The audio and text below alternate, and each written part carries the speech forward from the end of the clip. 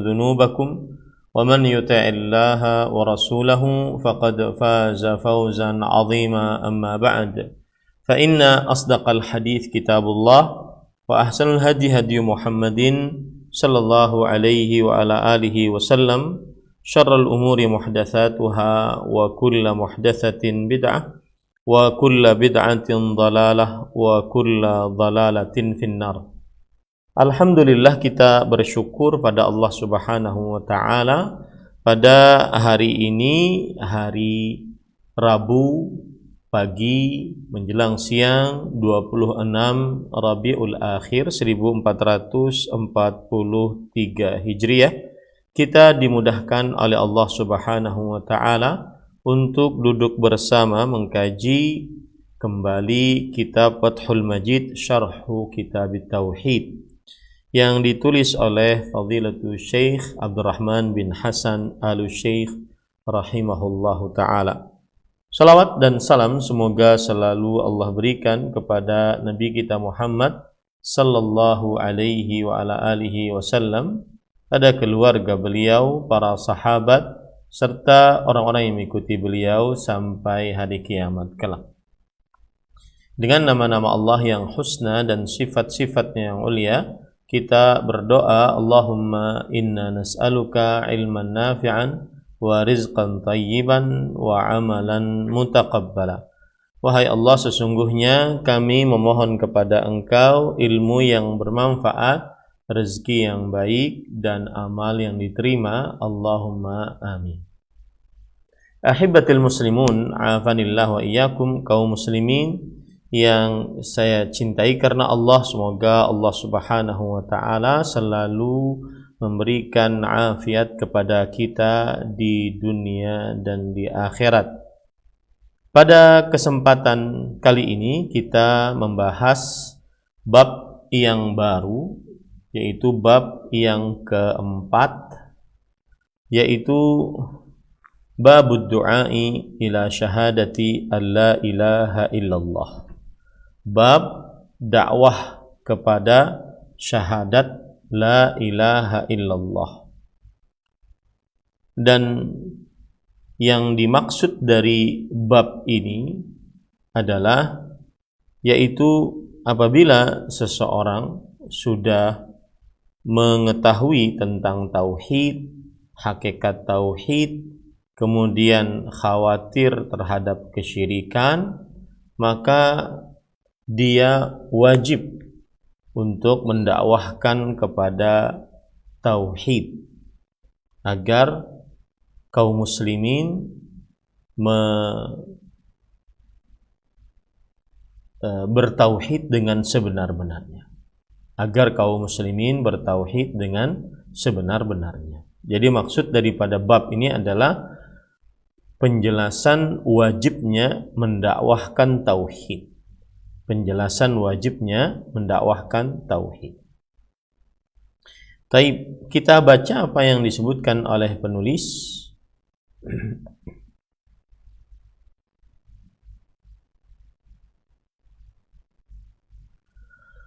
Wa qaulullahi ta'ala qul hadhihi sabili ad'u ila Allahi ala basirah ana wa man ittaba'ani wa subhanallahi wa ma ana minal musyrikin. Penulis kitab tauhid, yaitu Syekhul Islam Muhammad bin Abdul Wahhab rahimahullahu taala, membawakan dalil yang pertama di dalam bab ini, yaitu surat Yusuf ayat 108, yang artinya, katakanlah wahai Muhammad, inilah jalanku, aku berdakwah kepada Allah di atas ilmu pengetahuan, aku dan setiap orang yang mengikutiku. Maha suci Allah, dan tidaklah aku termasuk orang-orang yang mensyirikkan Allah Subhanahu wa ta'ala. Qala musannifu kitab Fathul Majid Syarhu Kitab Tauhid, lamma dzakara al-musannifu rahimahullahu at-tauhida wa fadlahu wa ma yujibul khawfa min diddihi nabbaha bihadhihi tarjamah ala annahu la yanbaghi liman 'arafa dzalika an yaqtasira ala nafsihi bal yajibu alaihi an yad'uwa ila Allah ta'ala bil hikmati wal mau'izatil hasanah.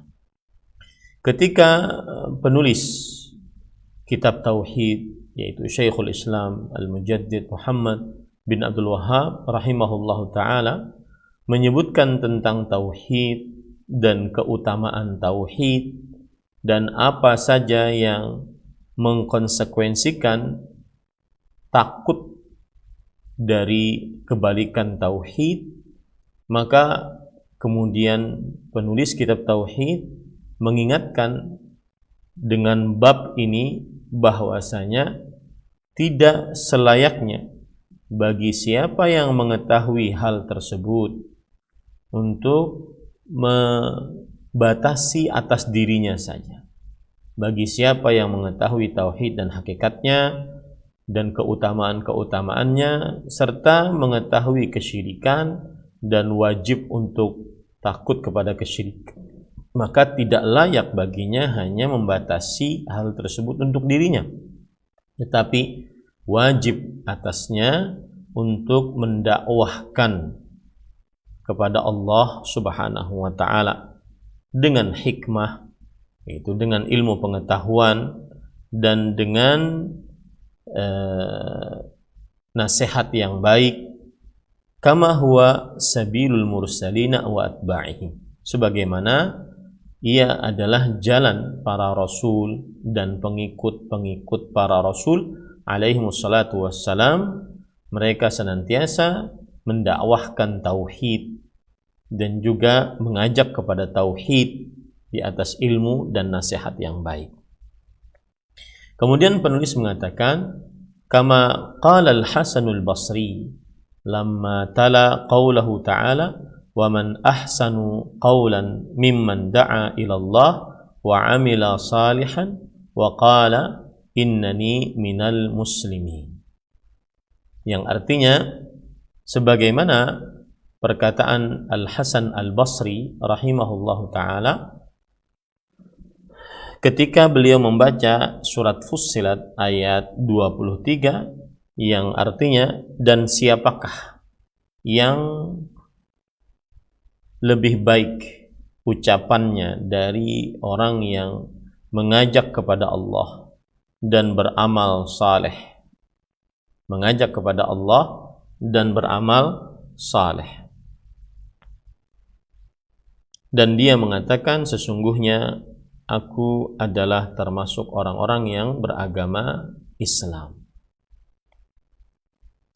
Kata Al-Hasan Al-Basri rahimahullah pada ayat ini, hadza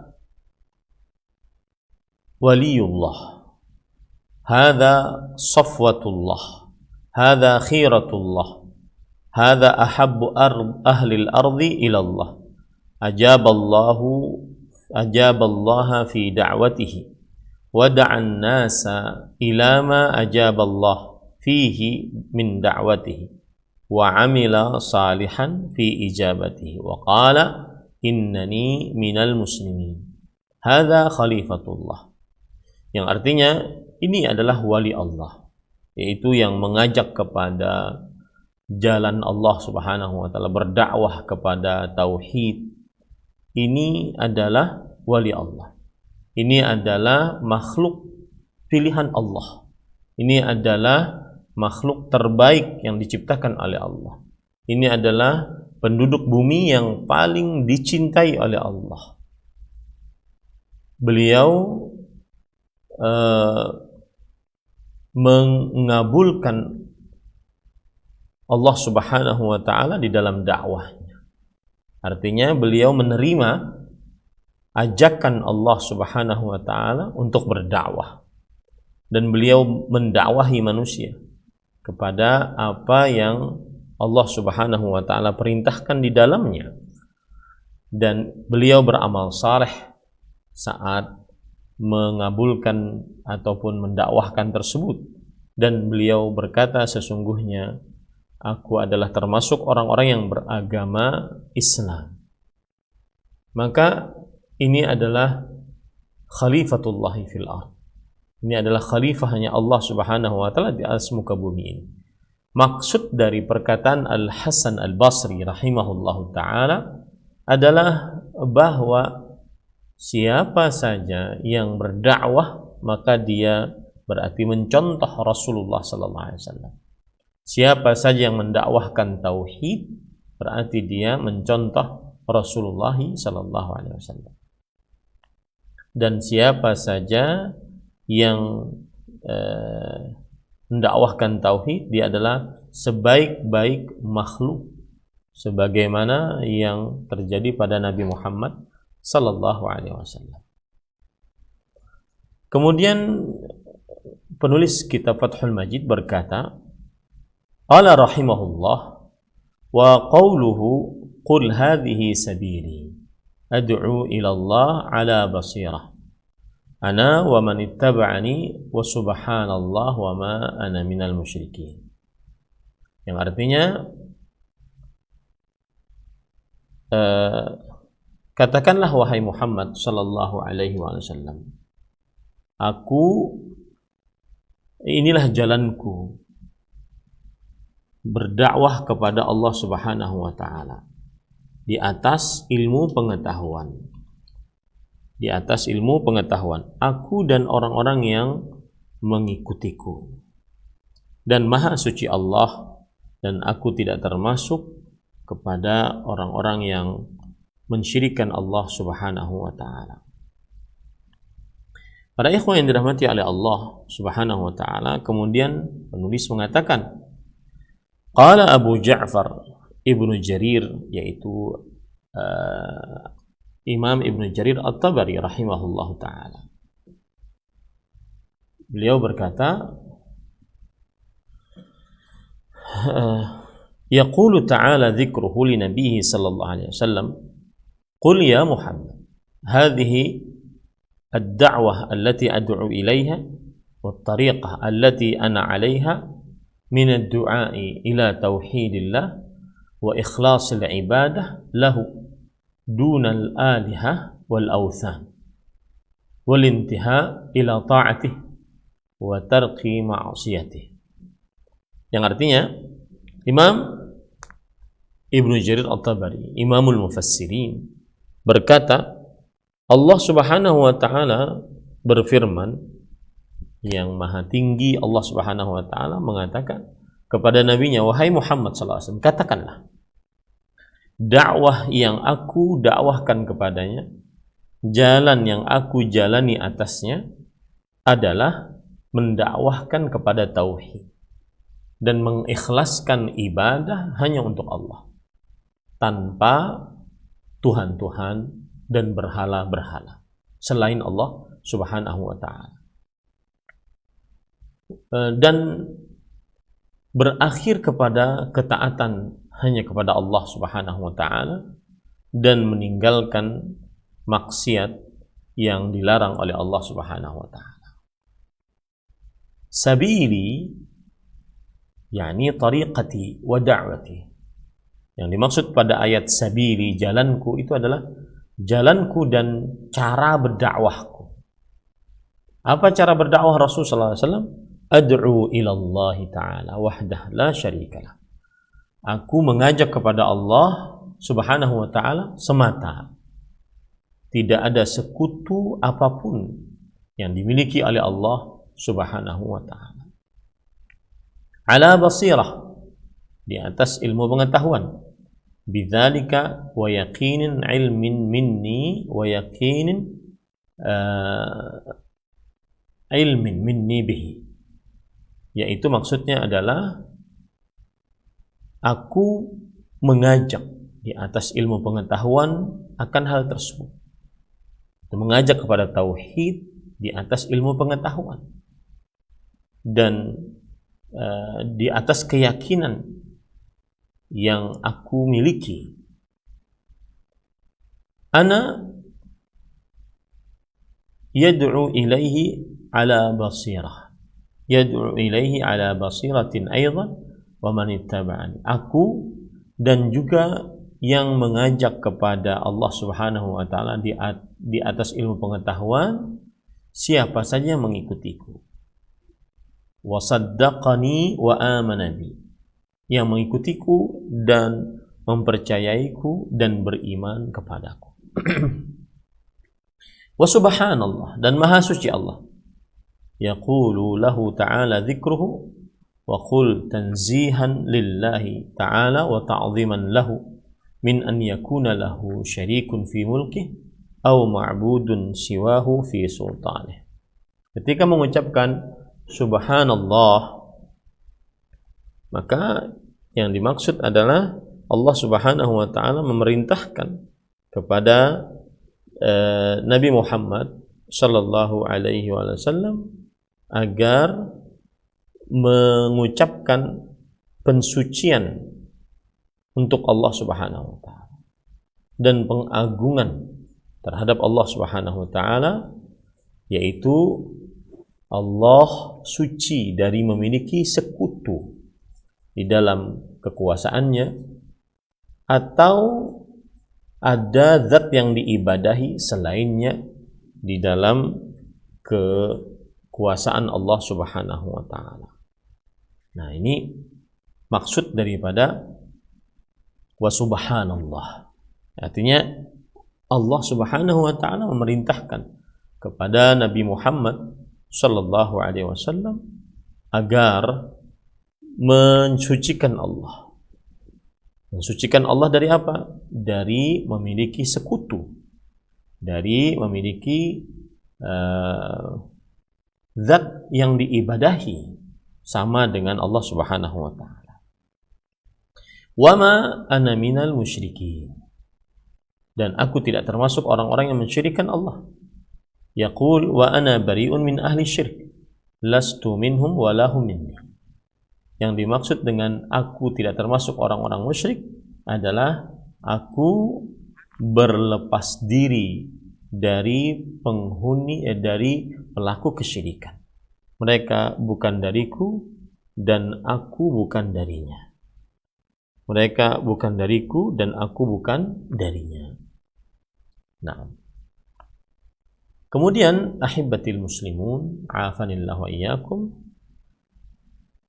penulis kitab Fathul Majid berkata, qala fi syarhil manazil yuridu an tasila bistidlalika ila a'la darajatil ilm wa hiya al-basirah allati takunu nisbatul ma'lumi fiha ila al-qalbi ka nisbatil mar'i ila al-basar wa hadhihi hiya al-khasisah allati ikhtassa biha as-sahabatu an sa'iril ummah wa hiya a'la darajatil ulama.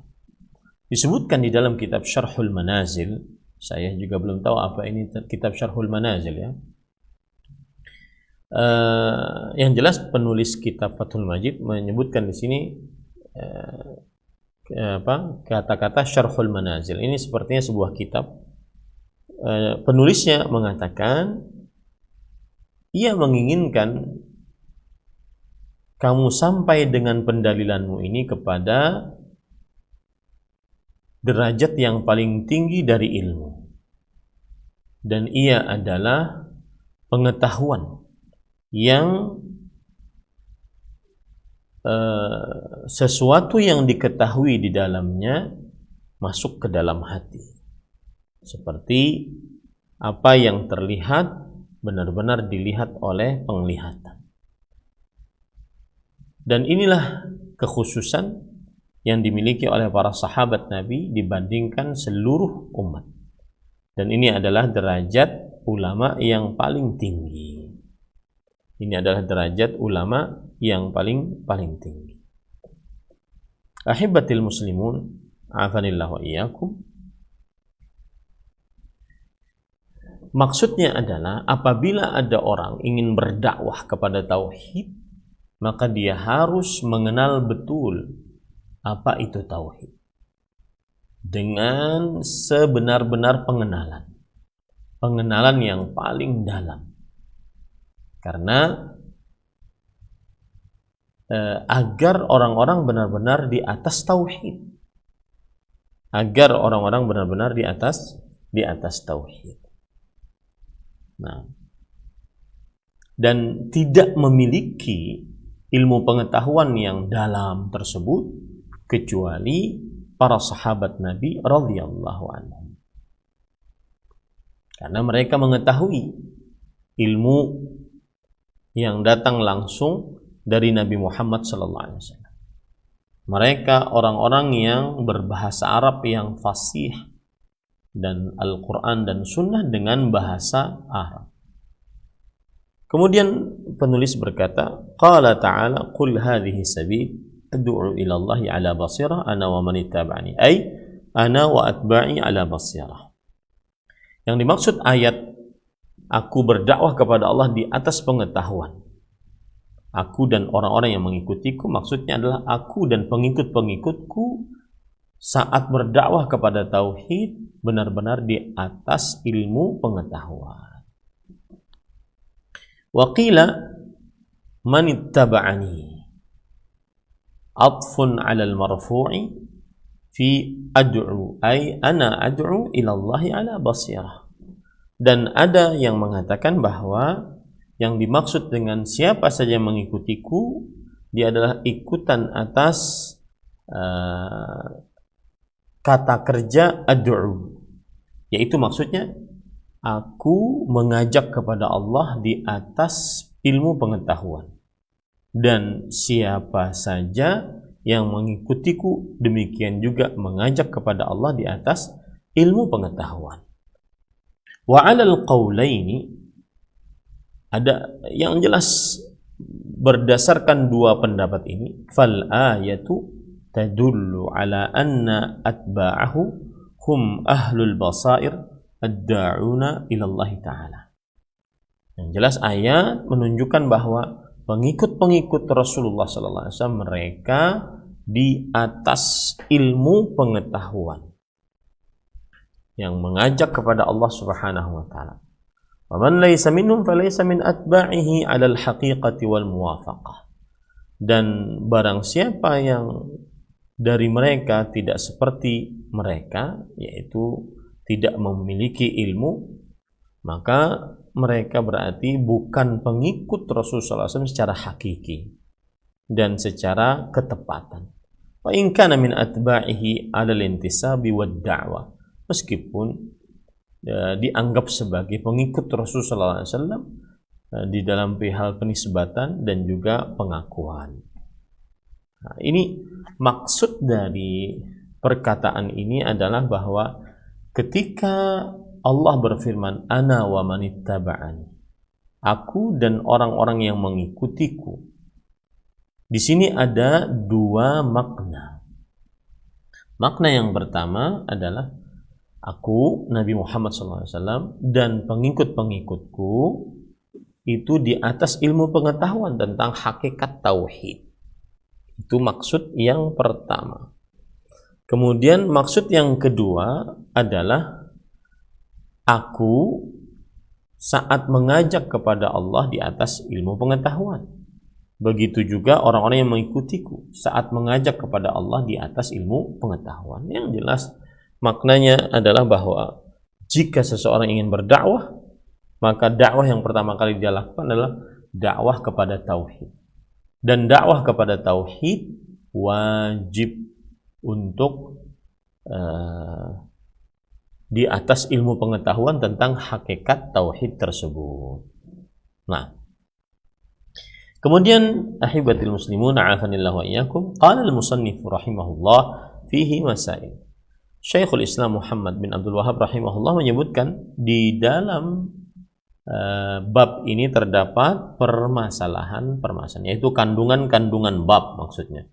Minha at-tanbihu 'ala al-ikhlas, li'anna katsiran law da'a ila al-haqqi fahuwa yad'u ila nafsihi. Di dalam bab ini terdapat kandungan pertama di antaranya adalah peringatan agar ikhlas dalam berdakwah, agar memurnikan dakwah hanya untuk Allah Subhanahu wa taala. Karena kebanyakan kalau ada orang yang berdakwah kepada kebenaran, maka dia berdakwah kepada untuk memuliakan dirinya sendiri. Ini tidak benar para ikhwan. Yang berdakwah adalah memerintahkan kepada keikhlasan. Ini kandungan yang pertama. Wa minha annal basirata minal faraidhi. Dan termasuk pelajaran atau kandungan yang disebutkan oleh Syekhul Islam Muhammad bin Abdul Wahhab rahimahullah, bahwa ilmu pengetahuan termasuk dari kewajiban. Ilmu pengetahuan termasuk dari kewajiban. Wa minha anna min dalaili husni tauhid annahu tanzihun lillahi ta'ala minal masabbah. Termasuk kandungan yang ada dalam bab ini adalah bahwa termasuk dari penunjukan kebaikan tauhid adalah mensucikan Allah dari kehinaan. Mensucikan Allah dari kehinaan. Ini termasuk daripada kebaikan tauhid.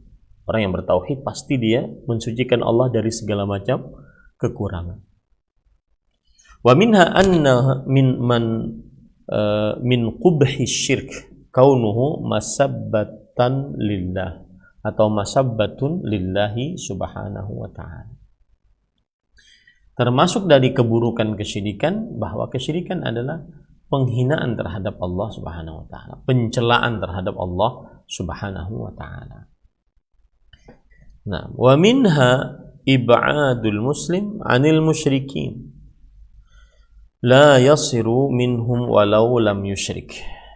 Termasuk kandungan dari bab ini adalah seorang muslim dijauhkan dari orang-orang musyrik. Karena tadi Allah berfirman wa ma ana minal musyrikin, menunjukkan bahwa kita harus berlepas diri dari orang-orang musyrik. Ya, tidak boleh seperti mereka meskipun tidak mensyirikan Allah. Artinya tidak berdekatan dengan mereka meskipun tidak mensyirikan Allah Subhanahu wa taala. Namanya akidah wala dan bara, dan ini tidak bertentangan dengan kita di Indonesia, yaitu sistem Bhinneka Tunggal Ika. Tidak bertentangan dengan akan hal ini. Wallahu a'lam. Kemudian ahibatil muslimun, a'afanillahu wa iyyakum. Selanjutnya penulis kitab Fathul Majid Syarhu Kitab Tauhid mengatakan bahwa wa qala al-'allamatu Ibn al-Qayyim rahimahullahu ta'ala fi ma'na qawlihi ud'u ila sabil rabbika bil hikmati wal mau'izatil hasanah. Al-ayah An-Nahl 125. Dzakara subhanahu maratib ad-da'wah wa ja'alaha thalathata aqsam bihasabi halil mad'u. Yang artinya Al-Allamah Imam Ibnu Qayyim rahimahullahu ta'ala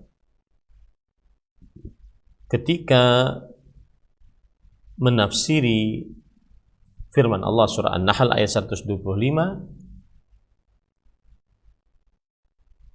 ajaklah kepada jalan Tuhanmu dengan hikmah dan nasihat yang baik. Imam Ibnu Qayyim rahimahullah menyebutkan Allah Subhanahu wa taala menyebutkan tingkatan dalam berdakwah. Tingkatan dalam berdakwah dan menjadikan 3 bagian sesuai dengan keadaan yang didakwahi. Nah, ini perhatikan. Fa innahu imma an yakuna taliban lil haqqi muhibban lahu mu'assiran ala ghairihi idza arafahu fa hadza yud'a bil hikmah wa la yuhtaju ila mau'izatin wa jidal. Yang pertama adalah seseorang tersebut mencari kebenaran dan menyukai kebenaran dan terpengaruh kepada selainnya jika dia mengetahuinya. Maka orang seperti ini, jika dia mencari kebenaran dan tidak ingin mendebat, didakwahi dengan hikmah. Orang seperti ini didakwahi dengan hikmah. dan tidak diperlukan untuk nasihat yang baik, apalagi sampai berdebat. Wa imma an yakuna mushtaghilan bi dhiddil haqq, lakin law 'arafahu atharahu wattaba'ah, fa hadha yahtaju ila al-mau'izah bit-targhib wat-tarhib. Ada orang yang sibuk dengan kebalikan dari kebenaran.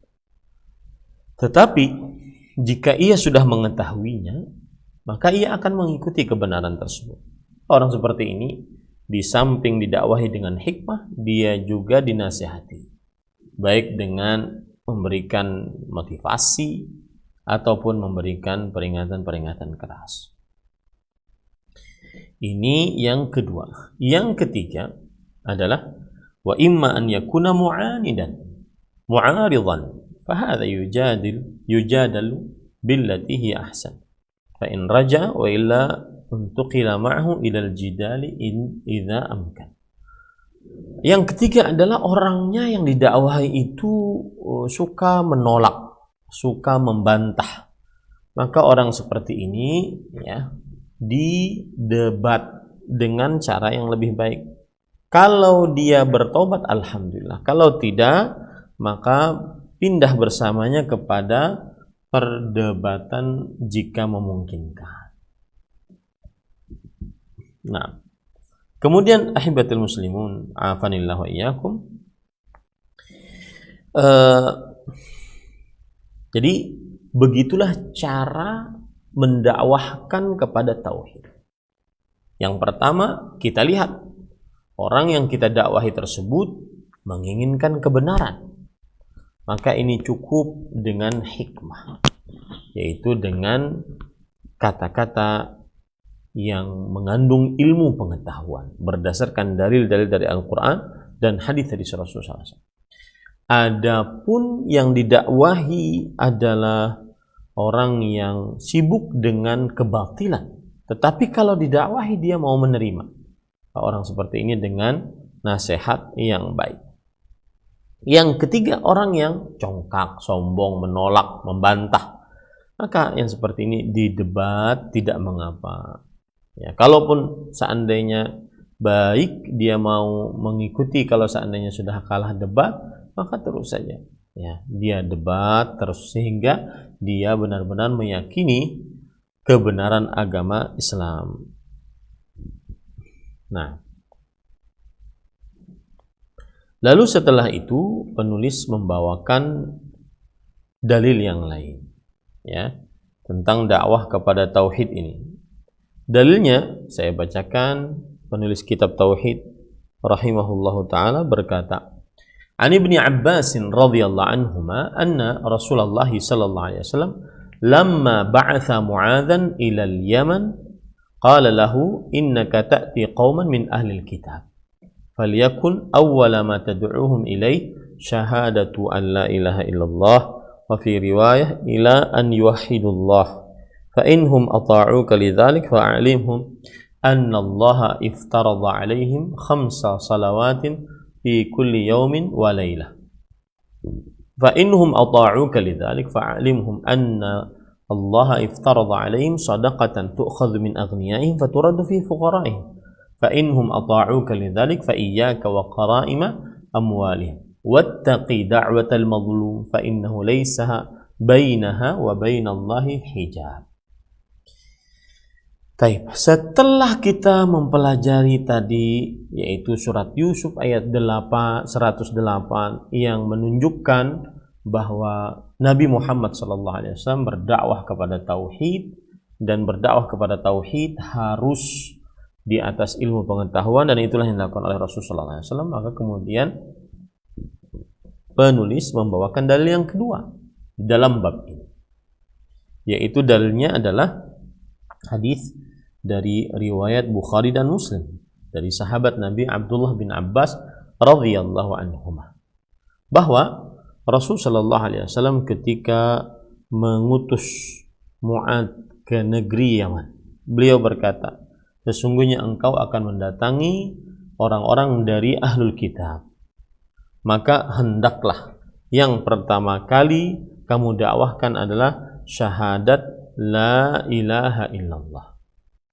Nah, ini inti pendalilannya. Ya. Di dalam riwayat yang lain, hendaklah yang pertama kali kamu dakwahkan adalah mentauhidkan Allah Subhanahu wa taala. Mentauhidkan Allah Subhanahu wa taala. Jika mereka taat kepadamu untuk itu, maka beritakanlah kepada mereka bahwa Allah Subhanahu wa taala mewajibkan atas mereka salat 5 waktu di setiap hari, siang dan malam. Jika mereka mentaatimu, maka ketahuilah bahwasanya Allah Subhanahu wa taala mewajibkan atas mereka mengeluarkan zakat yang diambil dari orang kaya mereka dan diberikan kepada orang miskin mereka. Jika mereka mentaati akan hal itu, maka sesungguhnya hendaklah engkau menjauhi harta-harta yang mereka banggakan dan mereka muliakan. Jauhilah doanya orang yang terzalimi. Sesungguhnya tidak ada jarak antara doa orang yang terzalimi dengan Allah satu hijab pun. Hadis riwayat Bukhari dan Muslim.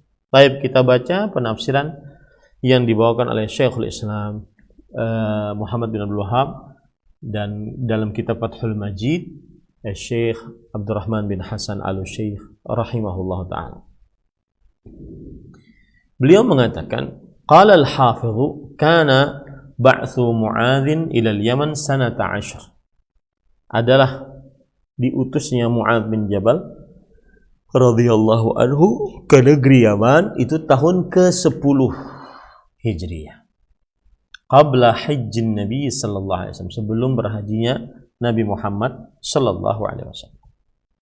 Kama dzakarahu al-musannif, sebagaimana disebutkan oleh penulis, yakni Al-Bukhari fi awakhiril maghazi, yaitu Imam Bukhari yang dimaksud di sini di akhir-akhir peperangan. Dalam kitab Sahih Bukhari ada namanya akhir-akhir peperangan yang diikuti oleh Rasulullah sallallahu alaihi wasallam. Wa qila kana dzalika fi akhir sanati 9 inda munsarifihi sallallahu alaihi wasallam min Tabuk. Ada yang mengatakan bahwa diutusnya Mu'adz bin Jabal radhiyallahu anhu itu di akhir tahun ke-9 setelah Nabi Muhammad sallallahu alaihi wasallam pulang dari kota Tabuk. Wattafaqu ala annahu lam yazal ala al-Yamani ila an qadima fi khilafati Abi Bakar radhiyallahu anhu thumma tawajjaha ila Syami famata biha. Dan para ulama bersepakat bahwa Mu'adz bin Jabal radhiyallahu anhu beliau masih saja di situ sampai akhirnya beliau menghadap kepada Khalifah Abu Bakar As-Siddiq. Kemudian beliau kemudian beliau pergi ke negeri Syam dan mati di sana. Ini cerita sedikit tentang Mu'adz bin Jabal radhiyallahu anhu. Kemudian setelah itu penulis mengatakan, qala Syekhul Islam wa min fadhaili Mu'adz radhiyallahu anhu anna sallallahu alaihi wasallam ba'athahu ila al-Yaman muballighan anhu wa mufaqqihan wa mu'alliman wa hakiman. Mu'adz bin Jabal, termasuk keutamaan beliau adalah bahwa Nabi Muhammad sallallahu alaihi wasallam mengutus Mu'adz bin Jabal ke negeri Yaman sebagai pendakwah, sebagai ahli fikih dan sebagai hakim dan seterusnya. Nah, jadi ini termasuk daripada keutamaan Mu'adz bin Jabal radhiyallahu anhu. Qala Syekhul Islam kemudian Rasulullah SAW dalam hadis tadi mengatakan, sesungguhnya engkau akan mendatangi orang-orang ahlul kitab. Al-Qurtubi rahimahullah berkata, yakni bihil Yahuda wan Nasara. Yang dimaksud ahlul kitab di sini adalah kaum Yahudi dan Nasrani. Li'annahum kanu fil Yamani aktsara min musyrikil Arab atau aghlabahu. Karena mereka di negeri Yaman itu jumlah penduduknya lebih banyak daripada orang-orang musyrik dari kaum Arab.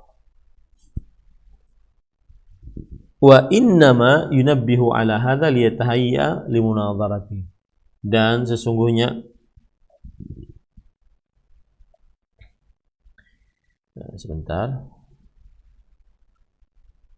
Dan sesungguhnya penulis memperingatkan akan hal ini agar bersiap-siap untuk mendebat mereka, untuk mendakwahi mereka. Artinya Nabi Muhammad sallallahu alaihi wasallam beliau memperingatkan Mu'adz bin Jabal bahwa beliau akan mendatangi orang-orang ahlul kitab.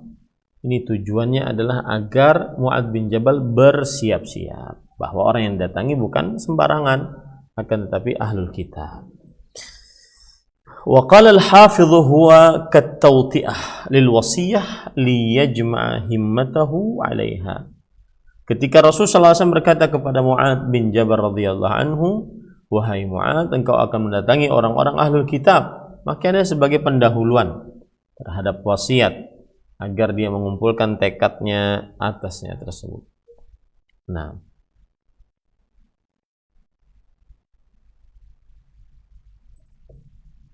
kemudian penulis mengatakan, di dalam hadis tadi disebutkan, hendaklah yang pertama kali kamu dakwahkan adalah syahadat la ilaha illallah. Ya, syahadat la ilaha illallah. Kemudian di dalam riwayat yang lain, ila an yuwahhidullah. Ya, hendaknya kamu mendakwahkan pertama kali kepada mereka adalah mereka mentauhidkan Allah. Hadhihi riwayah thabitatun fi kitab at-tauhid min sahih al-Bukhari. Dan riwayat ini tetap di dalam Al-Qur'an, di dalam kitab tauhid dari Sahih Bukhari. Artinya, ketika Rasulullah SAW mengatakan kepada Mu'adz bin Jabal, sesungguhnya engkau akan mendatangi orang-orang ahlul kitab, maka hendaklah yang pertama kali kamu dakwahkan adalah tidak ada yang berhak diibadahi selain Allah Subhanahu wa taala. Makanya dalam riwayat yang lain yang disebutkan di sini bahwa dakwahkan kepada ahlul kitab sampai mereka menjadikan Allah satu-satunya berhak diibadahi. Wa asyara al-musannifu bi dzikri hadhihi riwayah allati bi dzikri hadhihi riwayati ila tanbih ala ma'na syahadati la ilaha illallah. Dan penulis kitab tauhid memberikan isyarat dalam penyebutan riwayat ini untuk memberikan peringatan tentang makna syahadat la ilaha illallah.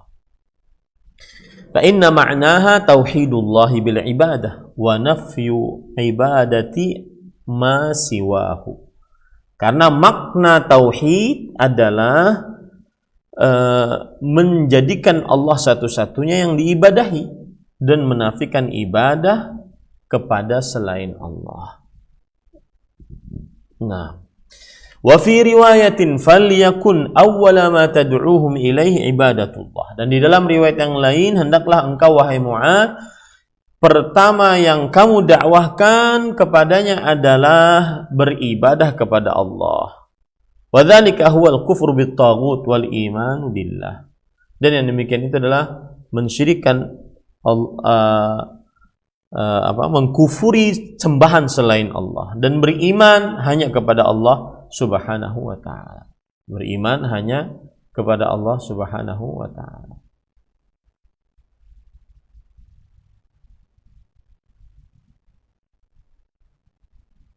Baik, para ikhwan yang dirahmati oleh Allah Subhanahu wa taala, kama qala ta'ala faman yakfur bit taghut wa yu'min billah faqad istamsaka bil urwatil wuthqa lam fissama laha. Sebagaimana firman Allah Subhanahu wa taala, barang siapa yang kufur terhadap taghut dan beriman kepada Allah, maka sungguh dia telah berpegang teguh dengan urwah, tali kekang yang kuat, tidak terputus. Nah, ini Ahibatul muslimun, afanillah wa iyyakum, kaum muslimin yang saya cintai karena Allah Subhanahu wa taala, inilah makna yang benar dari tauhid. Beribadah hanya kepada Allah dan menafikan ibadah kepada selain Allah Subhanahu wa taala.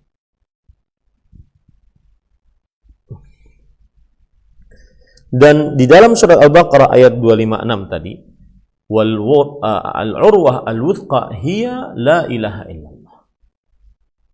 Tali yang sangat kokoh tadi itulah la ilaha illallah. Wa fi riwayatin lil Bukhari faqala ud'uhum ila syahadati an la ilaha illallah wa anni rasulullah. Dan di dalam riwayat Bukhari dakwahkanlah kepada mereka agar bersyahadat la ilaha illallah dan aku adalah Rasulullah. Jadi di sini ada penjelasan-penjelasan tambahan bahwa Mu'adz bin Jabal radhiyallahu anhu diperintahkan oleh Rasul sallallahu alaihi wasallam untuk mendakwahkan tauhid.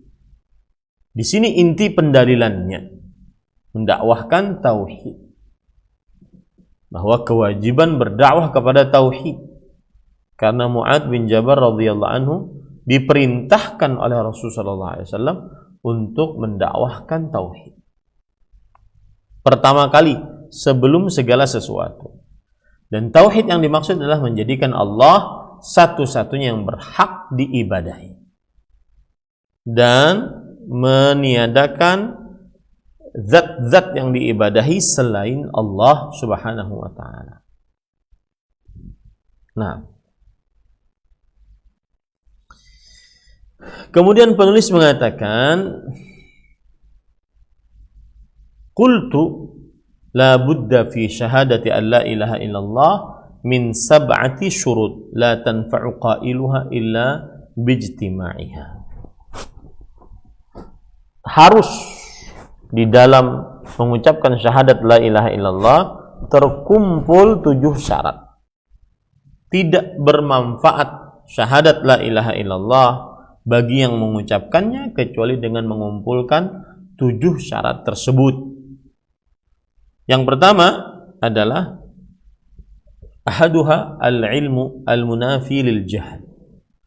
Ilmu pengetahuan yang meniadakan kebodohan, menafikan kebodohan. Ats-tsani al-yaqin al-munafi lisyak. Yang kedua adalah keyakinan yang menafikan keraguan-raguan. Ats-tsalits al-qabul al-munafi lirrad. Syarat yang ketiga adalah penerimaan yang menyerupai penolak, yang meniadakan penolakan, penerimaan.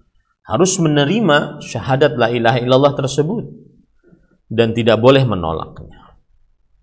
Ar-rabi' al-inqiyadul munafi lit-tark, yaitu tunduk, patuh yang meniadakan peninggalan. Maksudnya, orang yang mengucapkan la ilaha illallah maka dia wajib untuk taat, patuh, ya.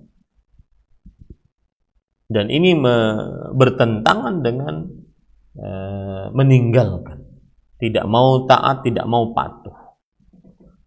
Orang yang bersyahadat la ilaha illallah dia wajib untuk inqad, yaitu tunduk patuh kepada la ilaha illallah. Dan yang menyelisih akan ini adalah tidak tunduk. Al-khamis al-ikhlas al-munafi lisyirk. Syarat yang kelima adalah keikhlasan yang bertentangan dengan kesyirikan, artinya yang kebalikan dari kesyirikan. As-sadis as-sidqu al-munafi lil-kadzib.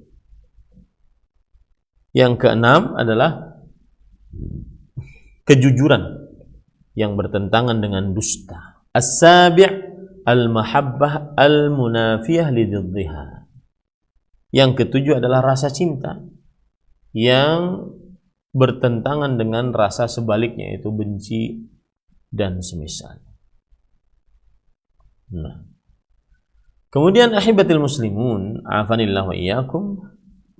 Selanjutnya, wa fihi dalilun ala anna at-tauhid alladhi huwa ikhlasul ibadati lillahi wahdah la syarika lah wa tarki ibadati ma siwahu huwa awwal wajib. Di dalam ayat ini terdapat, atau hadis ini, dalil ini terdapat dalil bahwa tauhid yang artinya adalah mengikhlaskan ibadah kepada Allah semata, tiada sekutu bagi Allah, dan meninggalkan peribadatan selain Allah, maka tauhid yang seperti ini adalah kewajiban pertama yang harus dilakukan. Kewajiban pertama yang harus dilakukan. Jadi dalam berdakwah yang harus dilakukan adalah pertama kali dakwahkan yaitu dakwah tauhid. Walihada kana awwalu ma da'at ilaihi ar-rusul alaihimus salam an i'budullaha ma lakum min ilahin ghairi. Wa qala Nuh alla ta'budu illallah wa fihi ma'na la ilaha illallah mutabaqah. Oleh sebab itulah pertama kali yang didakwahkan oleh para rasul adalah beribadahlah kalian kepada Allah, kalian tidak memiliki Tuhan selainnya. Terus seperti itu. Kemudian Nabi Nuh alaihissalam juga pernah berkata, janganlah kalian beribadah kecuali hanya kepada Allah. Dan di dalamnya terdapat makna la ilaha illallah yang cocok. Makna la ilaha illallah adalah beribadah hanya kepada Allah dan meninggalkan sembahan-sembahan selain Allah subhanahu wa ta'ala. Nah, kemudian penulis mengatakan, qala Syekhul Islami rahimahullah ta'ala, wa qad ulima bil ittirar min dinir rasul wattafaqat alaihi al-ummah anna aslal islami wa awwalal islami wa awwala ma yu'maru bihi al-khalq syahadatu an la ilaha illallah. Dan telah diketahui secara darurat di dalam ajaran Rasulullah SAW bahwa para umat Islam telah bersepakat bahwa pokok Islam, Islam yang paling pertama, Islam yang diperintahkan terhadap makhluk adalah bersyahadat la ilaha illallah dan Muhammad Rasulullah. Fabidzalika yasirul kafiru musliman wal adu waliyan wal mubahu damuhu wa maluhu ma'sumud dam wal mal. Kalau sudah demikian, dia bersyahadat la ilaha illallah dan Muhammad Rasulullah, maka berarti dia pagi hari menjadi orang kafir lalu muslim. Maka dengan demikian orang kafir berubah menjadi muslim, musuh menjadi teman, dan harta dan darahnya yang asalnya mubah untuk diteteskan, mubah untuk diambil hartanya, maka ini jika dia sudah mengucapkan la ilaha illallah, maka dia berarti terjaga darahnya dan hartanya. Thumma in kana dzalika min qalbihi faqad dakhala fil iman. Kemudian ucapan la ilaha illallah tersebut wa anna Muhammadan Rasulullah itu jika dari iman, jika dari hati, maka berarti sudah masuk ke dalam hati. Jika dari hati maka masuk ke dalam iman, maksud saya. Wa in qalahu bilisanihi duna qalbihi fahuwa fi zahiril Islam duna batinil iman. Tapi jika dia mengucapkan cuma di lisan tanpa hati, maka dia berarti secara zahirnya muslim, tidak secara batin keimanan. Wa amma idza lam yatakallam biha ma'al qudrah fahuwa kafirun bittifaqil muslimina batilan wa zahiran. Adapun jika ia tidak berbicara, mengucapkan dua kalimat syahadat tersebut padahal dia sanggup, maka dia adalah orang yang kafir dengan kesepakatan kaum muslimin, baik itu secara batin atau secara zahir. Inda salafil ummati wa a'immatiha wa jamaahiril ulama. Menurut para salaf saleh dan para imamnya dan juga kebanyakan para ulama rahimahumullah taala. Jadi pelajaran di sini adalah bahwa syahadat la ilaha illallah adalah pokok dasar Islam yang paling utama. Kemudian dengannya orang kafir bisa menjadi muslim, dengannya musuh bisa menjadi teman, dengannya, dengan dua kalimat syahadat tersebut, darah dan hartanya asalnya mubah diteteskan, maka menjadi haram untuk diteteskan, suci darah dan hartanya. Dan apabila syahadat la ilaha illallah tersebut itu berasal dari hati, maka berarti dia Islam dan iman. Tetapi jika dia mengucapkan dengan lisannya tanpa hatinya, maka dia berarti mengerjakan keislaman saja yang zahir tanpa yang batin. Adapun jika dia tidak berbicara padahal dia mampu, tidak mengucapkan syahadat la ilaha illallah padahal dia mampu, maka pada saat itu dia adalah orang kafir dengan kesepakatan kaum muslim, baik secara lahir ataupun secara batin. Inilah pendapat dari ulama salaf saleh dan juga para imam jumhur ulama. Nah,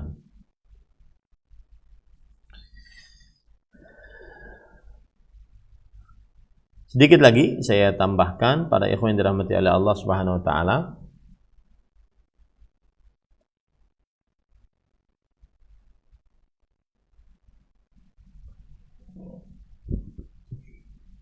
Qala al-musannif rahimahullah, anna al-insan qad yakunu 'aliman wa huwa la ya'rifu ma'na la ilaha illallah aw ya'rifuhu wa la ya'malu bihi. Kadang seseorang berilmu tapi tidak mengetahui makna la ilaha illallah. Dari sisi ilmu dia berilmu tapi tidak mengetahui makna la ilaha illallah. Atau dia mengetahui makna la ilaha illallah tetapi tidak mengamalkannya, bukan pura-pura. Dia mengetahui la ilaha illallah tapi tidak mengamalkannya. Qultu fama aktsara haula la katsarhumullah. Kata penulis kitab Fathul Majid, alangkah banyaknya manusia yang seperti ini. Semoga Allah tidak memperbanyak mereka lagi.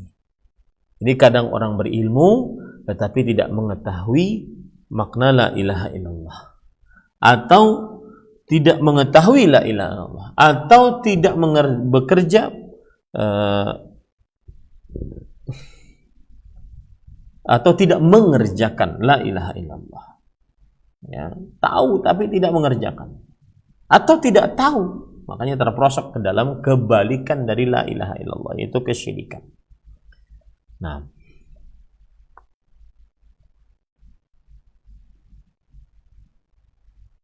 kita lanjut. Fa innahum ata'uka lidzalik. Jika mereka mentaatimu, yaitu mengucapkan syahadat la ilaha illallah, wa anqadu lidzalik, dan mereka taat terhadap syahadat la ilaha illallah, fa'alimuhum anna Allah aftarada alaihim khamsa salawatin, maka beritahukan kepada mereka bahwa Allah mewajibkan atas mereka salat 5 waktu. Fihi anna salata a'zamu wajibin ba'da syahadatain. Di dalam perkataan ini menunjukkan bahwa salat adalah kewajiban paling agung setelah 2 kalimat syahadat. Qala an-Nawawi ma ma'nahu innahu yadullu ala anna al-mutalabah bil fara'idhi fid dunya la takunu illa ba'dal Islam.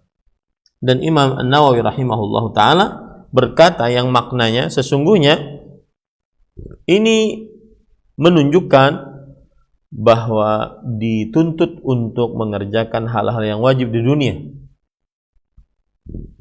dan tidak terjadi hal-hal tersebut kecuali setelah masuk dalam agama Islam. Wala yalzam min dzalika alla yakunu mukhatabina biha wa yazadu fi adzabin bisababiha fil akhirah. Dan tidak melazimkan akan hal tersebut bahwa mereka tidak diberikan redaksi untuk beribadah, tetapi ditambahkan pada siksa mereka disebabkan karena kekufuran mereka, ya, disebabkan karena kekufuran mereka, maka ditambahkan siksa mereka di akhirat kelak. Was sahih anna al-kuffara mukhatabuna bi furu'i syariah al-ma'muri bihi wal manhi anhu wa hadha qaulul aktsarin. Dan pendapat yang benar adalah orang-orang kafir mereka juga diberikan redaksi untuk mengerjakan syariat-syariat Islam yang diperintahkan oleh Allah atau dilarang oleh Rasulullah Sallallahu Alaihi Wasallam. Dan inilah kebanyakan pendapat dari para ulama, yaitu bahwa orang-orang kafir pun disyariatkan untuk mengerjakan cabang-cabang syariat seperti sholat 5 waktu, puasa pada bulan Ramadan. Tapi kalau mereka masih dalam keadaan mensyirikan Allah Subhanahu wa taala, maka pada saat itu dia wajib untuk di akhirat kelak disiksa juga atas ibadahannya kepada Allah Subhanahu wa taala dan tidak ketauhidannya kepada Allah Subhanahu wa taala. Nah,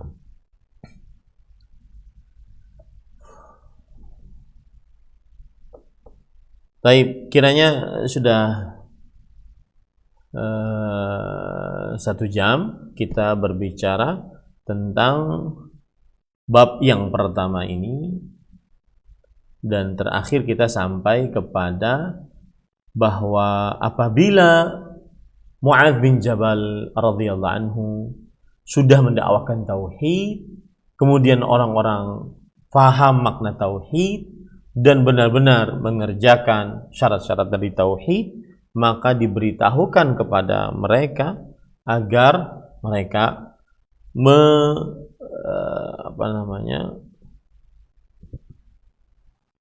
mengerjakan sholat 5 waktu. Dan sholat 5 waktu ini diwajibkan atas setiap muslim baligh berakal selain wanita haid dan nifas. Orang-orang kafir pun diwajibkan, tapi ketika mereka tidak sholat, mereka akan disiksa. Jadi siksanya 2 kali, karena kekufuran mereka dan karena ketidaksolatan mereka. Nah, kita berhenti dulu pada perkataan penulis di sini. Wallahu alam, sallallahu nabi Muhammad, walhamdulillahirabbil alamin. Saya kembalikan acara kepada pembawa acara Akhi Ari hafizahullah taala. Naam. Ustaz, barakallahu fikum, jazakallahu khairan. Terima kasih atas pelajaran dan bimbingan bermanfaat yang Ustaz telah sampaikan untuk kita simak di kesempatan Rabu pagi hari ini. Semoga Allah berikan kemudahan untuk kita bisa memahami dan mengamalkannya. Selanjutnya akan berikan kesempatan di line telepon 0218236543 atau pesan singkat di 0819896543. Kami coba akan bacakan dari pesan singkat dari hamba Allah yang bertanya. Assalamualaikum warahmatullahi wabarakatuh. Ustadz, apakah ada permurtadan goib? Semenjak saya sering kerasukan atau kerasukan jin, katanya jinnya mencintai saya. Saya sering ada bisikan di telinga dan di dalam pikiran saya yang menyebut bahwa saya Tuhan Yesus, Tuhan Yesus. Itu sangat bertentangan dengan diri saya. Terkadang saya menangis pengen bisikan itu hilang. Bagaimana agar bisikan itu hilang selama-lamanya, Ustaz? Jazakallahu khairan. Silakan, Ustaz. Bismillah, walhamdulillah, wassalatu wassalamu ala rasulillah wa ala alihi wa sahbihi wa man walah. Di zaman Nabi Muhammad sallallahu alaihi wasallam ada yang seperti itu. Di dalam hadis yang diriwayatkan oleh Imam Al-Baihaqi dalam kitab Syu'abul Iman, kemudian Imam An-Nasai dalam kitab Sunan Kubra, dari Umarah bin Abil Hasan Al-Mazini dari pamannya, bahwa diriwayatkan juga oleh Imam Muslim dari Abu Hurairah radhiyallahu anhu, bahwa Abu Hurairah berkata, ja'a nasun min ashabin Nabi sallallahu alaihi wasallam fasa'aluhu inna najidu fi anfusina ma yata'adhamu ahaduna an yatakallama bih. Datang beberapa orang dari sahabat Rasul sallallahu alaihi wasallam dan mereka bertanya kepada Rasul sallallahu alaihi wasallam. Alhamdulillah. Lalu mereka berkata, kami mendapati di dalam diri kami sesuatu yang berat salah seorang dari kami berbicara dengannya. Yang sama seperti yang disebutkan tadi dalam pertanyaan. Maka Rasulullah SAW bersabda, Waqad wajadtumu, apakah benar kalian sudah mendapatinya? Kemudian para sahabat mengatakan, na'am, iya. Kemudian Nabi Muhammad SAW bersabda, dzaka sarihul iman. Itu adalah keimanan yang jelas. Ya, keimanan yang jelas. Maksud daripada keimanan yang jelas, itulah inti keimanan. Jadi ada suara-suara yang membisikkan, kemudian dirinya berontak. Maka pada saat itu keberontakan dia itulah benteng iman yang dia miliki. Benteng iman yang dia miliki. Lalu bagaimana sikapnya? Sikapnya adalah ta'awudz billahi minasyaitonir rajim. Yaitu ta'awud, minta perlindungan kepada Allah dari syaitan yang terkutuk. Wal yantahi, hendaklah dia kemudian berhenti. Jadi kalau ada bisikan a'udzubillahi minasyaitonir rajim, sudah berhenti. Ada lagi bisikan a'udzubillahi minasyaitonir rajim, berhenti. Jangan dipikirkan, jangan dimasukkan lagi ke dalam hati. Sudah berhenti saja. Ya, seperti itu caranya. Wallahu a'lam. Nah,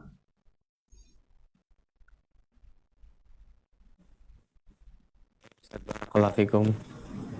Jazakumullahu khairan. Terima kasih atas nasihat dan jawabannya. Kami akan bacakan kembali dari pesan singkat dari hamba Allah di Bogor. Ustadz, mohon nasihatnya menyikapi saudara-saudara kita yang semangat menyebarkan dakwah tauhid dan memperingatkan bahaya syirik baik dengan video maupun tulisan-tulisan mereka di media sosial. Namun kadang terjatuh ke dalam paham takfiri. Sekali melihat ada orang yang berbuat kesyirikan, langsung saja divonis kufur dan syirik dan dikafirkan. Bagaimana Ustaz menyikapi hal tersebut? Barakallahu fikum. Silakan. Bismillah, walhamdulillah, wassalatu wassalamu ala rasulillah wa ala alihi wa sahbihi wa man walah. Menyikapinya adalah dinasihatkan kepada kaum muslimin agar belajar tauhid dengan baik dan benar, sehingga tidak masuk kepada pemahaman takfir kaum muslimin biduni uzr, yaitu mengkafirkan kaum muslimin tanpa ada alasan. Ya, tidak diperbolehkan bermudah-mudah mengkafirkan seorang muslim, apalagi kaum muslimin, tanpa ada alasan yang begitu kuat. Ya. Maka nasihatnya adalah belajar. Belajar yang baik dan benar. Itu yang pertama. Yang kedua adalah setiap kali kita mempelajari hal-hal yang berkaitan dengan tauhid, contoh-contoh kesyirikan, maka itu kita sedang mempelajari hukum perbuatan. Bahwa perbuatan ini kesyirikan, perbuatan ini kekufuran, ya. Itu kita sedang mempelajari hukum perbuatan. Adapun permasalahan pelaku perbuatan, maka tidak boleh bermudah-mudah untuk memvonis pelaku perbuatan sebagai pelaku kesyirikan, seorang musyrik atau seorang kafir, kecuali indakum minallahi fihi burhan, ada bukti nyata sesuai dengan syariat Allah Subhanahu wa taala, berdasarkan dalil-dalil dari Al-Qur'an dan sunnah Rasul sallallahu alaihi wasallam. Itu pun bukan tugas setiap umat Islam.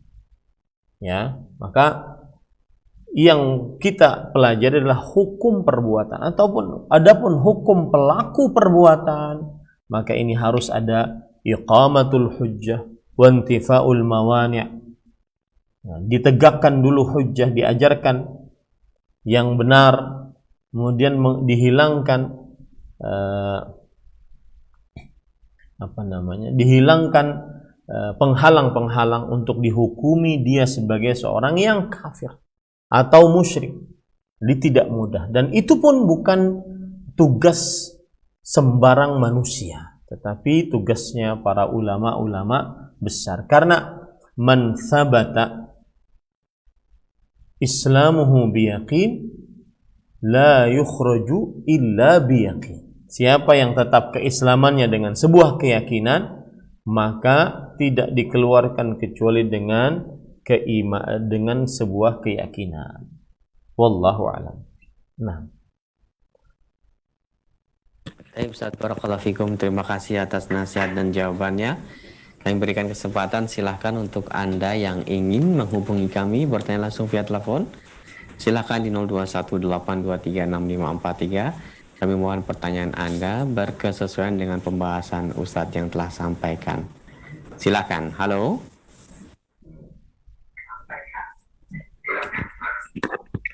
Assalamualaikum warahmatullahi. Waalaikumsalam warahmatullahi wabarakatuh. Dengan Ibu siapa? Di mana? Ummu Bilal di Kendari. Silahkan Ummu pertanyaannya. Ya, Assalamualaikum Pak Ustadz. Pertanyaan saya baru seminggu melakukan operasi. 2 jam pasca operasi saya sholat zuhur. Tapi waktu itu saya badan saya nggak bisa digoyangkan kemana-mana. Jadi sholatnya saya itu berbaring dan nggak menghadap ke kiblat. Gimana dengan sholat saya Pak Ustadz? Syukron. Assalamualaikum warahmatullahi wabarakatuh. Waalaikumsalam warahmatullahi wabarakatuh. Silakan. Waalaikumsalam warahmatullahi wabarakatuh. Bismillah, alhamdulillah, wassalatu wassalamu ala rasulillah wa ala alihi wa sahbihi wa man wala. Rasul sallallahu alaihi wasallam bersabda, "Shalli qa'iman, fa in lam tastati' fa qa'idan, fa in lam tastati' fa 'ala jambin." Salatlah dalam keadaan berdiri. Jika tidak sanggup, salatlah dalam keadaan duduk. Jika tidak sanggup, salatlah dalam keadaan berbaring. Dan hadis ini kita bisa ambil pelajaran darinya, fattaqullaha mastata'tum. Bertakwalah kepada Allah sesuai dengan kemampuan kalian. Dan Rasul sallallahu alaihi wasallam bersabda, "Idza amartukum bi amrin fa'tu minhu mastata'tum." Jika aku perintahkan kepada kalian dengan sebuah perkara, kerjakan dari perkara tersebut sesuai dengan kemampuan kalian. Maka ibu di sini mempunyai uzur, alasan untuk sholatnya tidak dalam keadaan sempurna, seperti tidak menghadap kiblat, seperti tidak berdiri, dan seterusnya. Maka ini insyaallah ta'ala secara hukum fikih sholatnya sah, dan semoga amal ibadahnya disempurnakan pahalanya oleh Allah Subhanahu wa taala berdasarkan hadis Rasul sallallahu alaihi wasallam, innallaha kataba 'anil maridi wal musafiri, sesungguhnya Allah Subhanahu wa taala menulis atas orang yang sedang sakit dan orang yang sedang bersafar, ya, pahalanya yang sempurna, seperti makana muqiman sahihan, seperti dia dalam keadaan muqim, tidak bersafar, dan dalam keadaan sehat. Ya, mudah-mudahan ibu mendapatkan pahala yang sempurna tetap seperti ketika ibu sehat. Wallahu a'lam. Nah. Baik Ustaz, terima kasih atas jawaban dan nasihat yang bermanfaat. Semoga menjadi tambahan ilmu untuk kita semuanya. Selanjutnya kami berikan kesempatan kembali untuk bertanya langsung bersama Ustadz di kesempatan kali ini. Silahkan di 0218236543. Halo. Halo. Assalamualaikum warahmatullahi wabarakatuh. Halo, assalamualaikum. Waalaikumsalam warahmatullahi wabarakatuh. Ya, dengan Ibu siapa? Ana ingin bertanya. Ana biasanya kalau setelah sami Allahu liman hamidah itu membacanya hamdan katsiran mubarakan thayyiban fi, atau yang alaihi kama yalibu rabbuna wa yardo, atau yang lain Ustaz? Sudah Ibu pertanyaannya? Iya, makasih ya Ustaz. Ya, Assalamualaikum warahmatullahi wabarakatuh. Waalaikumsalam. Fadhil Ustaz.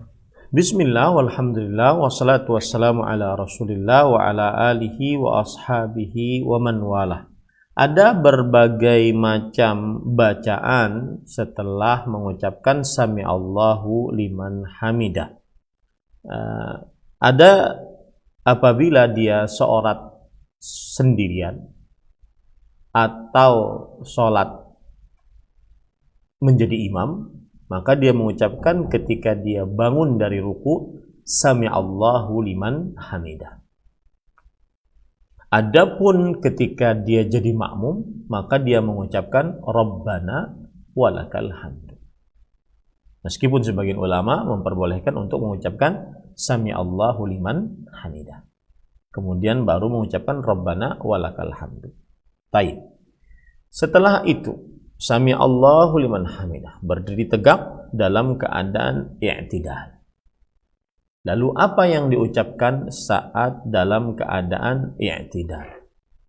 Maka jawabannya adalah ketika sudah mengucapkan Sami Allahu liman hamidah, maka dia mengucapkan Rabbana walakal hamd. Karena di dalam hadis dari Abu Hurairah radhiyallahu anhu riwayat Bukhari dan Muslim bahwa Rasul sallallahu alaihi wasallam yaqulu Sami Allah liman hamidah hina yarfa'u sulbahu minar ruku'. Beliau mengucapkan Sami Allah liman hamidah ketika mengangkat tulang punggungnya dari ruku'. Thumma yaqulu wa huwa qa'im. Kemudian beliau mengucapkan dalam keadaan berdiri tegak, Rabbana walakal hamdu. Ya, Rabbana walakal hamdu. Nah, kemudian setelah itu boleh menambahkan hamdan katsiran tayyiban mubarakan fi. Ya, boleh. Kenapa? Karena pernah ada orang yang sholat kemudian setelah itu dia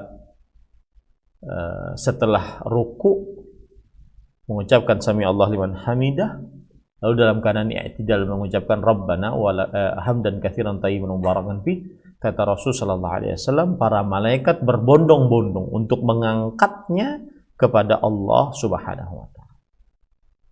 Kemudian boleh setelah itu juga menambah hamdan katsiran tayyiban mubarakan fi, kemudian menambah bacaan lain di dalam i'tidal. Ya. Bacaan lain di dalam i'tidal. Jadi ini diperbolehkan, ibu-ibu, saudari-saudari muslimah yang dimuliakan oleh Allah. Yang jelas ketika rukuk mengucapkan Sami Allah liman hamidah, kemudian setelah itu pas berdiri tegak Rabbana walakal hamdu. Kemudian hamdan katsiran tayyiban mubarakan fi. Kemudian mengucapkan bacaan setelahnya mil'us samawati wa mil'ul ardi wa mil'u ma syi'ta min syai'in ba'di. Boleh bacaan-bacaan tersebut dibaca saat i'tidal. Wallahu a'lam. Naam. Kalau itu bisa di SP, Pak. Baik, Ustaz, barakallahu fikum, terima kasih atas kebersamaannya dan jawaban dari Ustadz yang telah disampaikan. Semoga menjadi tambahan ilmu untuk kita semuanya. Selanjutnya kami berikan kesempatan kembali, silakan di 0218236543. Halo. Silakan. Halo, assalamualaikum. Waalaikumsalam warahmatullahi wabarakatuh. Dengan Bapak siapa di mana? Dari Hambalo di Jambi, Pak. Silakan Bapak, pertanyaannya. Assalamualaikum, Ustaz. Ya, silakan. Waalaikumsalam. Ini saya mau tanya, apakah orang yang sudah masuk ke aliran Ahmadiyah, kemudian dia bertobat, itu harus melakukan syahadat kembali, Ustaz? Baik, Pak. Ustaz. Ya. Assalamualaikum warahmatullahi wabarakatuh. Waalaikumsalam warahmatullahi wabarakatuh. Bismillah, walhamdulillah, wassalatu wassalamu ala rasulillah wa ala alihi wa ashabihi wa man wala. Adapun apa yang disebut dari aliran tadi, yang sepengetahuan saya adalah meyakini bahwa ada Nabi Muhammad, ada Nabi setelah Nabi Muhammad sallallahu alaihi wasallam. Maka keyakinan ini adalah sebuah keyakinan yang mendustakan Al-Quran. Karena karena Allah Subhanahu wa taala menyatakan bahwa Nabi Muhammad sallallahu alaihi wasallam adalah khatamun nabiyyin, penutup para nabi. Sebagaimana disebutkan oleh Allah dalam Al-Quran, Muhammadun Rasulullah, ma kana Muhammadun aba ahadin min rijalikum walakin Rasulullah wa khataman nabiyyin. Bukanlah Nabi Muhammad SAW adalah bapak salah seorang di antara kalian, akan tetapi beliau adalah Rasulullah dan penutup para nabi. Dan juga hadis Rasul sallallahu alaihi wasallam yang sahih bahwasanya beliau bersabda, "Ana khatamun nabiyyin, la nabiyya ba'di." Aku adalah penutup para nabi, tidak ada nabi sepeninggal. Maka siapa yang meyakini bahwa ada nabi sepeninggal Rasul sallallahu alaihi wasallam, maka ini mendustakan Al-Qur'an dan hadis Rasul sallallahu alaihi wasallam. Yang mendustakan Al-Quran hadis Rasul sallallahu alaihi wasallam, perbuatannya adalah kekufuran. Siapa yang berkeyakinan itu dan pernah masuk ke dalamnya, maka wajib untuk bersyahadat kembali. Apakah dia sendirian bersyahadat ataukah di hadapan khalayak ramai? Itu tergantung, dilihat maslahat. Kalau seandainya dia terkenal bahwasanya dia terkenal dengan meyakini ada nabi sepeninggal Rasulullah sallallahu alaihi wasallam dan diketahui oleh orang banyak, maka dia bersyahadat kembali. Apabila tidak ada yang mengetahuinya, maka cukup dia bertaubat sendiri, kemudian bersyahadat asyhadu an la ilaha illallah asyhadu anna muhammadar rasulullah, dan bertaubat kepada Allah Subhanahu wa taala dengan sebenar-benar taubat. Wallahu a'lam. Nah. Baik Ustaz, barakallahu fikum wa jazakallahu khairan. Terima kasih atas jawaban dan nasihatnya. Kami akan beralih ke pesan singkat yang telah masuk. Pertanyaan sebagai berikut dari hamba Allah di Maluku Utara, Ustaz. Assalamualaikum. Ustaz, di akhir zaman sekarang ini sudah biasa sekali dan tidak bisa kita pungkiri banyak orang-orang Muslim atau Islam bercampur baur dengan orang-orang Nasoro yang merayakan tradisi-tradisi seperti malam tahun baru dan Natal dan lain sebagainya dengan ikut dalam pesta-pesta mereka, kembang api mereka, dan makan-makan dan musik-musik mereka. Nah, bagaimana hukumnya orang Islam merayakan tradisi orang-orang kufar tersebut? Mohon penjelasannya Ustaz. Barakallahu fiik. Bismillah, walhamdulillah, wassalatu wassalamu ala rasulillah wa ala alihi wa ashabihi wa man wala. Adapun ikut merayakan hari raya orang musyrik ataupun orang-orang kafir selain agama Islam, maka hukumnya haram dan dikhawatirkan pelakunya keluar dari agama Islam. Dikhawatirkan, ya, berdasarkan ayat Al-Quran. Allah Subhanahu wa taala berfirman, "Wa qad nazzala 'alaikum fil kitabi an idza sami'tum ayatillah yukfaru biha wa yustahza'u biha fala taq'udu ma'ahum hatta yakhudhu fi haditsin ghairi innakum idzam mithluhum innallaha jami'ul munafiqina wal kafirina fi jahannama jami'a." Dan lihat ya,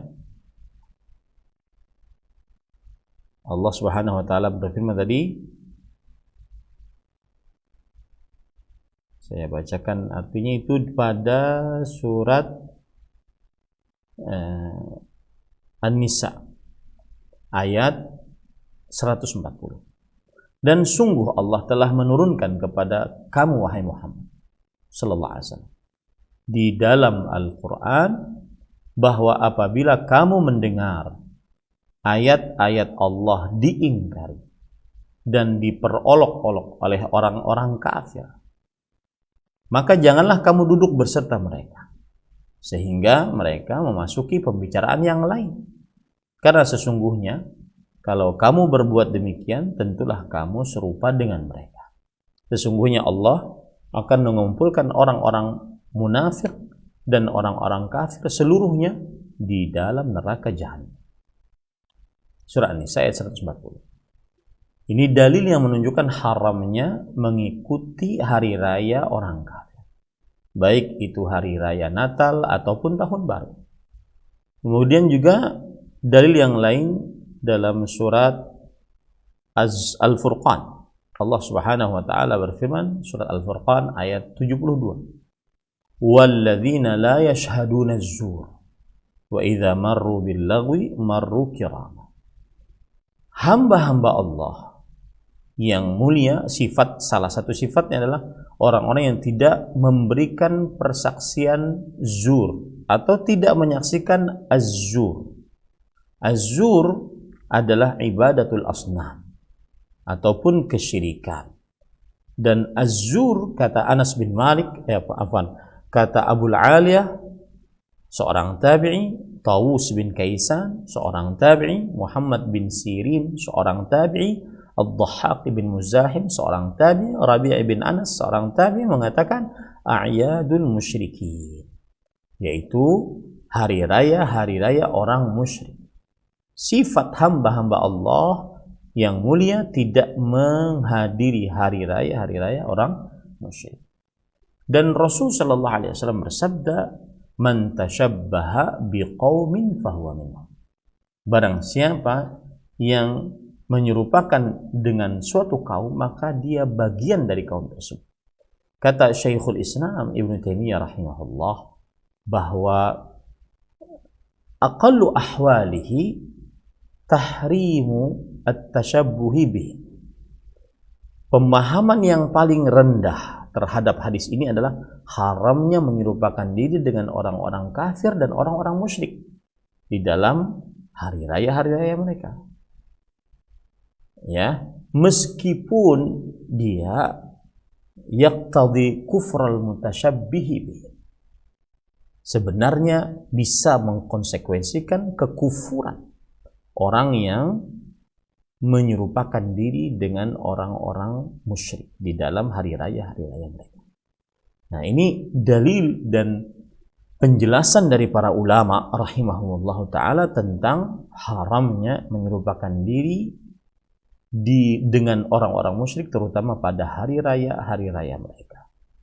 Dan Imam Ibnu Qayyim Al-Jauziyah rahimahullah menukilkan ijma' haramnya menyerupakan diri dengan orang-orang musyrik di dalam hari raya mereka.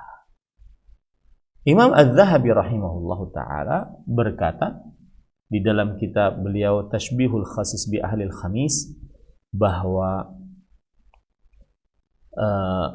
sebagaimana orang-orang musyrik Yahudi, Nasrani ketika beribadah tidak menghadap kepada mereka, kepada kiblat kita, maka kita pun tidak mengikuti ibadah-ibadah mereka.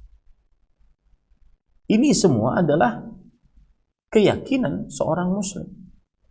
Dan keyakinan seorang muslim ini tidak bertentangan dengan toleransi dalam beragama. Karena Islam menganut toleransi dalam beragama, dan itu dicontohkan oleh Nabi Muhammad SAW saat beliau berada dan menjadi pemimpin di kota Madinah, yaitu dalam surah Al-Kafirun, "Qul ya ayyuhal kafirun la a'budu ma ta'budu." Katakanlah wahai orang-orang kafir, kami tidak beribadah apa yang kalian ibadahi. Artinya, zat yang kami ibadahi Allah Subhanahu wa taala beda dengan zat yang kalian ibadahi. Wala ana 'abidun ma 'abadtum wala antum 'abiduna ma 'abud. Dan tata cara ibadah kami berbeda dengan tata cara ibadah kalian. Ya. Hari raya kami berbeda dengan hari raya kalian. Lakum dinukum waliyadin. Bagi kalian agama kalian dan bagi kami agama kami. Ini adalah tingkat toleransi tertinggi. Silahkan seseorang mengerjakan hari rayanya masing-masing. Likullin ja'alna minkum syir'atan wa minhaja, kata Allah. Di setiap dari kalian kami jadikan syariat dan tata cara beribadah masing-masing. Itu tingkatan toleransi paling tinggi. Adapun mencampur adukan akidah dan hari raya dengan atas nama toleransi, maka ini tidak benar. Ya, ini tidak benar karena bertentangan dengan akidah seorang muslim. Wallahu a'lam. Nah. Ustaz, barakallahu fikum, jazakumullahu khairan. Terima kasih atas jawabannya, baik itu dari pertanyaan pesan singkat maupun via telepon. Semoga menjadi tambahan ilmu untuk kita semuanya. Dan nampaknya pertemuan kita sampai di sini karena terbatasnya waktu, Ustaz. Dan sebelum kami akhiri, mohon Ustaz memberikan ihtitam. Fadhal ya Ustaz. Bismillah, walhamdulillah, wassalatu wassalamu ala rasulillah wa ala alihi wa sahbihi wa man walah. Sebagaimana kebiasaan kita, di akhir pertemuan, setiap pertemuan di dalam pembacaan kitab Fathul Majid, Syarh Kitab Tauhid, maka kita meringkas apa yang sudah kita pelajari. Yang sudah kita pelajari pada kesempatan pertemuan ke-20 ini adalah bab yang baru, yaitu bab yang keempat. Babud du'ai ila syahadati an la ilaha illallah. Bab berdakwah kepada syahadat la ilaha illallah. Dan maksud dari bab ini adalah kewajiban seorang muslim yang sudah mengetahui hakikat tauhid, mengetahui keutamaan tauhid, dan mengetahui bahaya terperosok ke dalam kesyirikan, wajib untuk berdakwah kepada tauhid sehingga tauhid tersebar di tengah masyarakat. Kemudian para ikhwan dirahmati oleh Allah, dan setelah itu penulis kitab tauhid membawakan dalil surat Yusuf ayat 108. Dalil yang berkaitan dengan bab berdakwah kepada tauhid.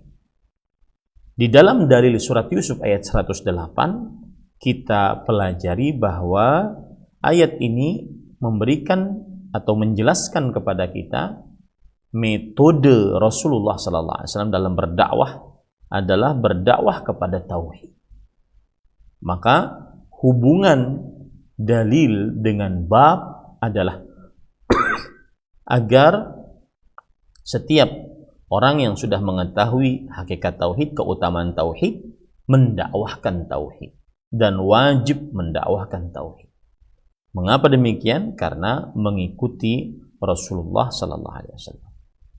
Kemudian yang patut diperhatikan juga adalah mendakwahkan tauhid harus di atas ilmu pengetahuan, bukan di atas kebodohan, sehingga dia benar-benar mengajari umat untuk mendakwahkan tauhid. Kemudian dalil yang kedua yang sudah kita pelajari adalah hadis riwayat Bukhari dan Muslim dari sahabat Nabi Abdullah bin Abbas radhiyallahu anhu. Makna dalil adalah Rasulullah SAW mengutus Mu'ad bin Jabal radhiyallahu anhu ke negeri Yaman untuk menjadi pendakwah, pengajar di negeri Yaman. Dan di dalam pesan beliau pertama adalah, engkau wahai Mu'ad akan mendapati orang-orang ahli kitab.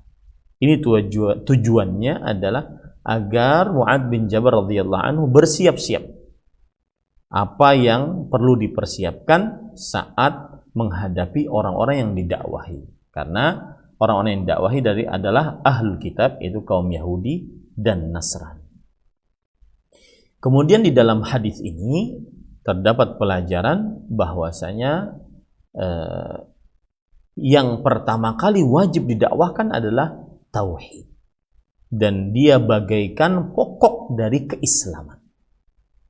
Setelah dia bertauhid, baru mengerjakan syariat-syariat Islam lainnya dari rukun-rukun Islam, sholat, puasa, zakat, dan seterusnya. Makanya di dalam mendakwah atau di dalam berdakwah, yang paling utama dan pertama didakwahkan adalah mendakwahkan tauhid. Nah, ini dulu yang kita bisa pelajari pada kesempatan kali ini. Wallahu alam, sallallahu nabi Muhammad, walhamdulillahirabbil alamin. Wassalamualaikum warahmatullahi wabarakatuh.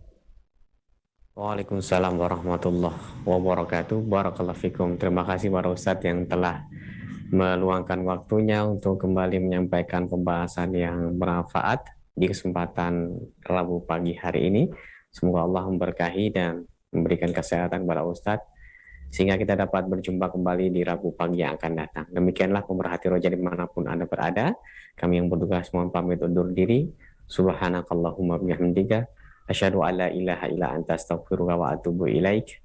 Wassalamualaikum warahmatullahi wabarakatuh. Waalaikumsalam.